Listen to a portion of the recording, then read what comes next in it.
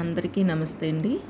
ఈరోజు social studies APTET 2026 civics part 2 26 నుండి 50 bits నేర్చుకుందాం. రాజ్యసభను మరో పేరుతో ఏమంటారు? రాష్ట్రాల సభ. లోక్సభ సభ్యుల పదవీ కాలం సాధారణంగా 5 సంవత్సరాలు. రాజ్యసభ సభ్యుని పదవీ కాలం 6 సంవత్సరాలు. రాజ్యసభ శాశ్వత సభ అంటే అవును, రాజ్యసభ శాశ్వత సభే. భారత రాష్ట్రపతిని ఎవరు ఎన్నుకుంటారు? ఎన్నికల కళాశాల, ఎలక్టరల్ కాలేజ్. భారత రాష్ట్రపతి పదవీకాలం 5 సంవత్సరాలు. భారతదేశంలో వాస్తవ కార్యనిర్వహణ అధికారి ఎవరు అంటే ప్రధానమంత్రి. ప్రధానమంత్రిని ఎవరు నియమిస్తారు? రాష్ట్రపతి. కేంద్ర మంత్రిమండలి ఎవరికి సమిష్టిగా బాధ్యత వహిస్తుంది? లోక్సభకు. భారతదేశ అత్యున్నత న్యాయస్థానం సుప్రీంకోర్టు. సుప్రీంకోర్టు ప్రధాన న్యాయమూర్తిని ఎవరు నియమిస్తారంటే రాష్ట్రపతి. భారతదేశంలో న్యాయ వ్యవస్థ స్వతంత్రమా అంటే అవును, స్వతంత్రమే.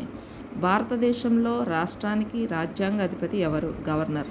రాష్ట్రానికి అధిపతి అయితే గవర్నర్, అదే దేశానికి అధిపతి అయితే రాష్ట్రపతి. గవర్నర్ను ఎవరు నియమిస్తారు? రాష్ట్రపతి.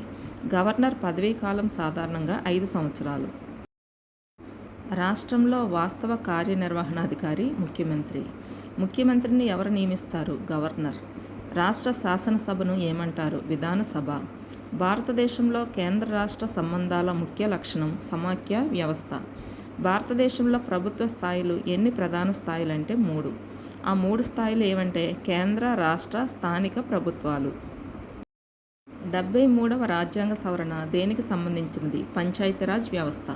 74వ రాజ్యాంగ సవరణ దేనికి సంబంధించింది? పట్టణ స్థానిక సంస్థలు.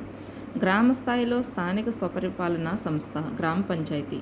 గ్రామ సభలో ఎవరు సభ్యులు? గ్రామంలోని నమోదైన ఓటర్లు.